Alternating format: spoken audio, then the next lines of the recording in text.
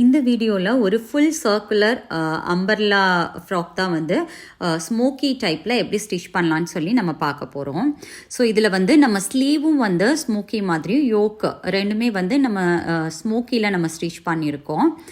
Back side வந்து நம்ம கொடுக்கல. ஓகே, ஸோ அதுக்கப்புறம் நம்ம இந்த மாதிரி ஃபேப்ரிக் ஃப்ளவர்ஸ் கொடுத்து ஸ்கர்ட் பார்ட்லேயும் பார்த்திங்கன்னா நம்ம ஸ்மோக்கியில் தான் கொடுத்துருக்கோம். இன்விசிபிள் ஜிப் பேண்ட்டு இந்த மாதிரி பின்னாடி நாட்டெல்லாம் கொடுத்து நம்ம ஒரு பர்த்டே கவுன் மாதிரி இதை நம்ம வந்து ஸ்டிச் பண்ணியிருக்கோம். ஓகே, ஸோ இதோடைய கட்டிங் வீடியோ வந்து நான் உங்களுக்கு லாஸ்ட் வீடியோவில் கொடுத்துருக்கேன். ஸோ இதை பார்க்காதவங்க கட்டிங் வீடியோ பார்த்துட்டு இந்த ஸ்டிச்சிங் வீடியோவுக்கு வாங்க. ஸோ அப்போ தான் வந்து உங்களுக்கு கிளியராக புரியும். ஸோ நான் அதோட லிங்க் வந்து நான் உங்களுக்கு டிஸ்கிரிப்ஷனில் கொடுக்குறேன். தேவைப்படுறவங்க போய் செக் பண்ணி பாருங்கள்.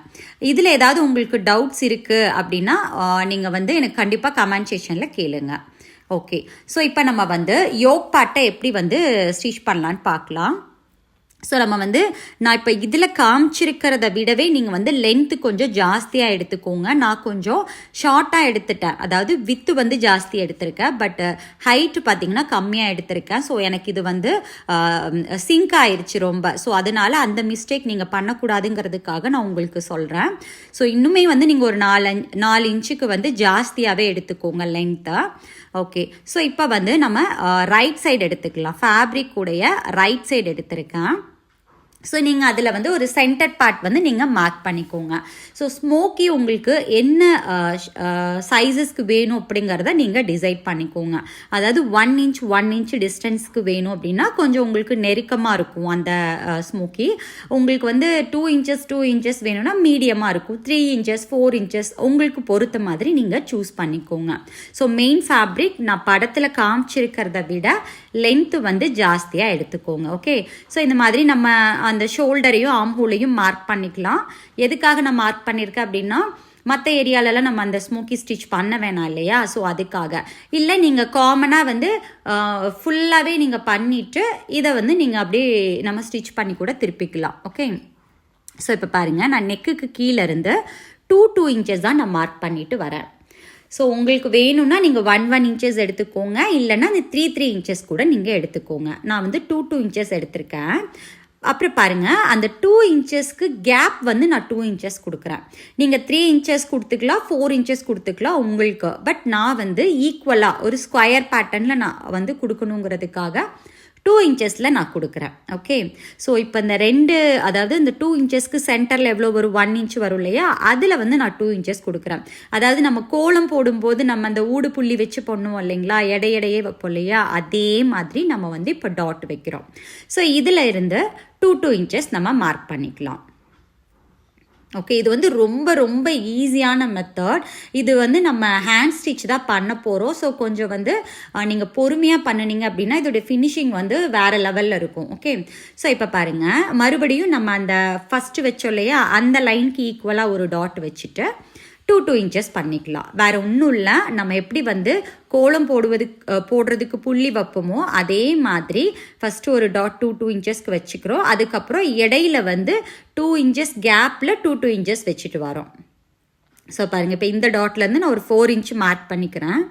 2 இன்ச்சஸ் ஃபஸ்ட்டு லைனு, செகண்ட் லைனில் 2 இன்ச் இருக்குது. ஓகே, ஸோ இதில் வந்து கீழேயும் நான் இதே மாதிரி ஒரு 4 இன்ச்சஸில் மார்க் பண்ணிட்டேன்னு வச்சுக்கோங்களேன்.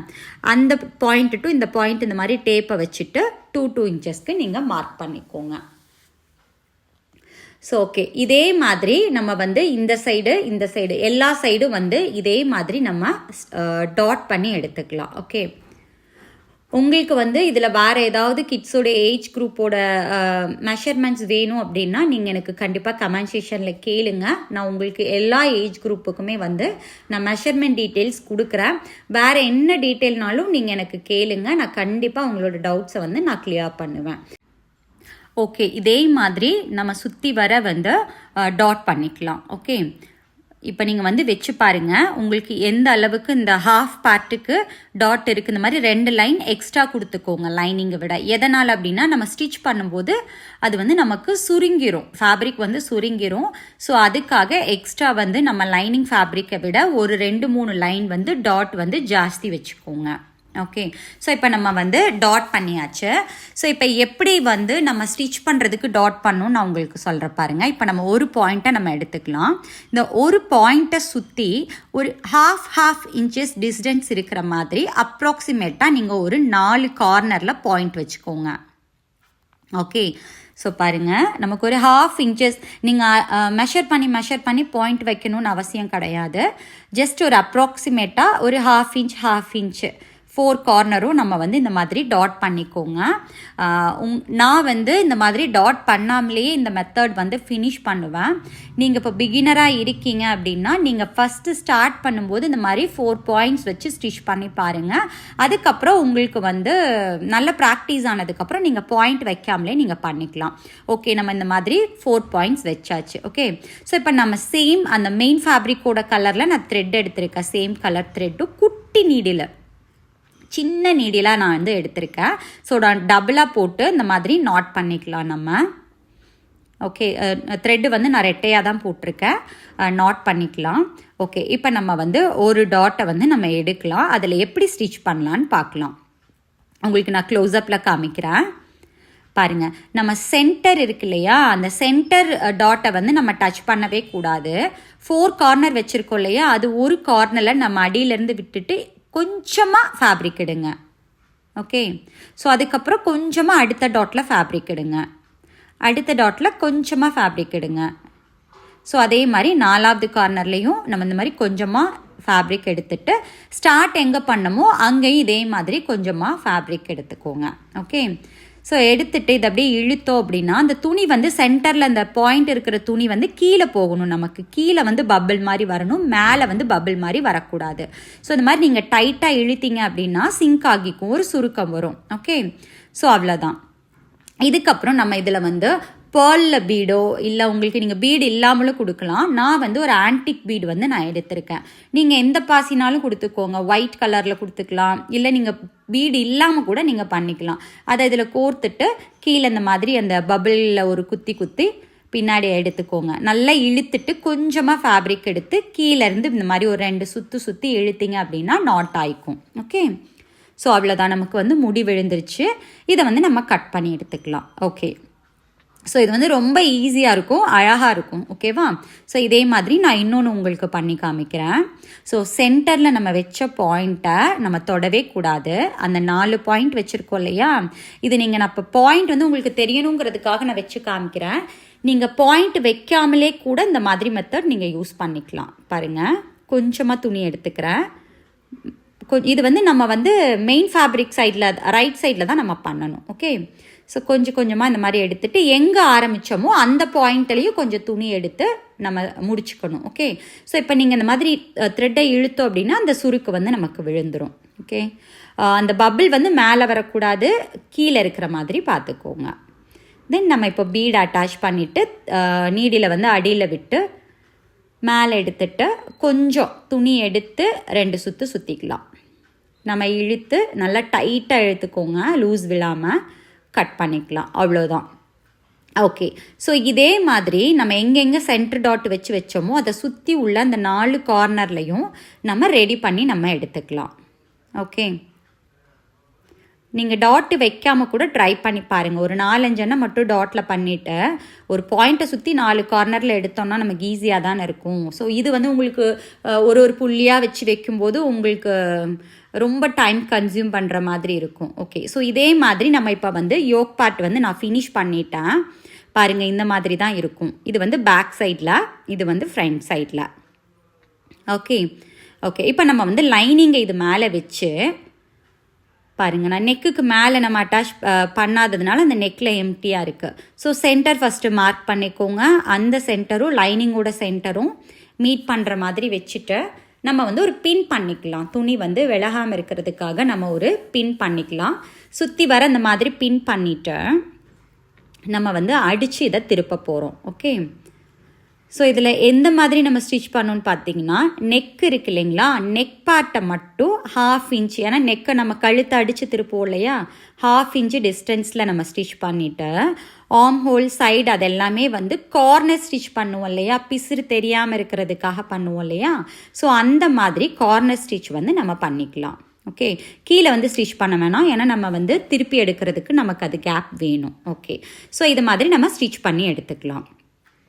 ஸோ பாருங்கள், நம்ம ஸ்டிச் பண்ணி திருப்பி எடுத்து எக்ஸஸ் ஃபேப்ரிக்கை கட் பண்ணியாச்சு. ஸோ நம்ம ஃப்ரண்ட் பார்ட் வந்து நீட்டாக ரெடி பண்ணியாச்சு. ஓகே, ஸோ இதே மாதிரி நம்ம ஸ்லீவுக்கு கட் பண்ண ஃபேப்ரிக்கையும் இதே மாதிரி நான் ஸ்மோக்கி பண்ணிவிட்டு நம்ம அந்த லைனிங் ஃபேப்ரிக் இருக்கு இல்லையா ஸ்லீவோடது, அதையும் எப்படி நம்ம டாப் பார்ட் அடித்து திருப்பணுமோ அதே மாதிரி சுற்றி வர அடித்து திருப்பணும். கீழே மட்டும் நீங்கள் வந்து 1/2 இன்ச்சு டிஸ்டன்ஸில் வச்சு ஸ்டிச் பண்ணிக்கோங்க.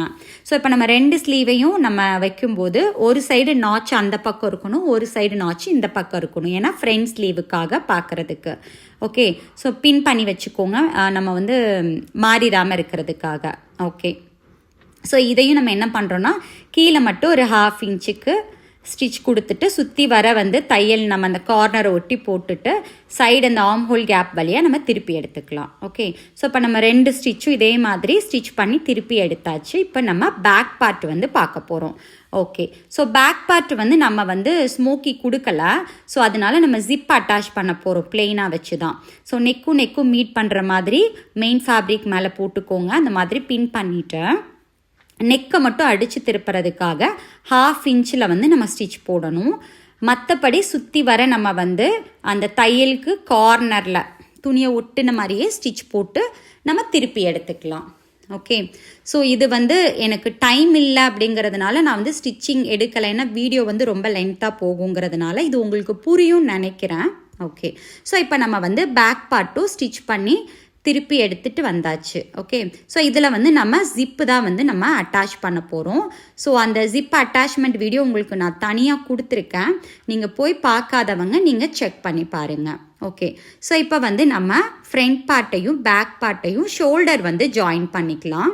ஸோ நெக்கும் மீட் பண்ணுற மாதிரி பேக் பார்ட்டை வச்சுட்டு மேலே வந்து ஷோல்டரை வந்து நம்ம ஜாயின் பண்ணிக்கலாம். ஓகே, ஸோ இப்போ நம்ம வந்து ஷோல்டர் ஜாயின் பண்ணியாச்சு, ஸ்லீவும் நம்ம ரெடி பண்ணி வச்சாச்சு. ஸோ நம்ம அந்த மாதிரி மெயின் ஃபேப்ரிக்கும் மீட் பண்ணுற மாதிரி வச்சு ஸ்லீவை வந்து நம்ம ஸ்டிச் பண்ணி திருப்பிக்கலாம். ஓகே, எனக்கு வீடியோ வந்து ரொம்ப பிரைட்டாக தெரியுது, அதனால தான் பிளர்ரான மாதிரி இருக்கா. ஓகே, இப்போ நம்ம ஸ்லீவ் வந்து அட்டாச் பண்ணியாச்சு. பாருங்கள், நம்ம வந்து இனி ஜிப் வந்து நம்ம அட்டாச் பண்ணணும் பேக் சைடு.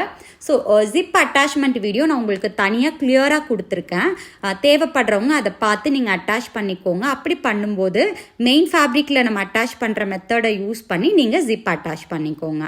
ஓகே, ஸோ இப்போ வந்து நம்ம இன்விசிபிள் ஜிப் வந்து அட்டாச் பண்ணி எடுத்தாச்சு. ஓகே, ஸோ இப்போ நம்ம வந்து டாப் பார்ட் வந்து நமக்கு ஃபினிஷ் பண்ணியாச்சு. இதில் நம்ம ரோப் அட்டாச் பண்ணணும் இல்லையா பின்னாடி நாட் கட்டுறதுக்கு. ஸோ இந்த மாதிரி நான் ஒரு ஷேப்பில் உங்களுக்கு எவ்வளோ லென்த்து வேணுமோ அந்த லென்த்துக்கு நம்ம ரோப் எடுத்துட்டு ஸோ இந்த மாதிரி மடித்த மாதிரி போட்டு இந்த மாதிரி ஸ்டிச் பண்ணிக்கோங்க. க்ராஸாக கீழே வந்து க்ராஸாக வர மாதிரி ஸ்டிச் பண்ணி திருப்பிக்கலாம். ஓகே, ஸோ நான் வந்து ஃபேப்ரிக் ஃப்ளவர் வந்து ரெடி பண்ணியிருக்கேன் அந்த டிசைனர் ஃபேப்ரிக் வச்சு.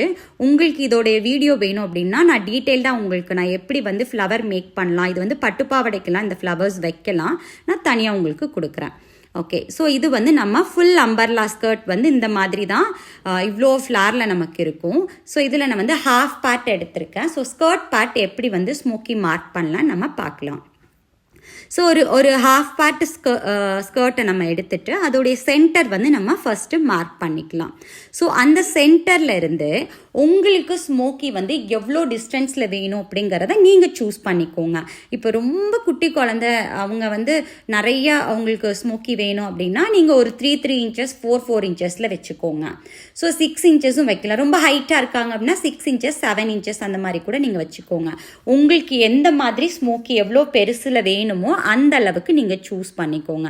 நான் வந்து 5 இன்ச்சஸில் நான் வைக்க போகிறேன். நம்ம யோக் பார்ட்டுக்கு 2 இன்ச்சஸ் வச்சோம் இல்லையா, ஸோ அதே மாதிரி நான் ஸ்கர்ட் பார்ட்டுக்கு 5 இன்ச்சஸ் டிஸ்டன்ஸில் நான் வந்து மார்க் பண்ணிக்கிறேன்.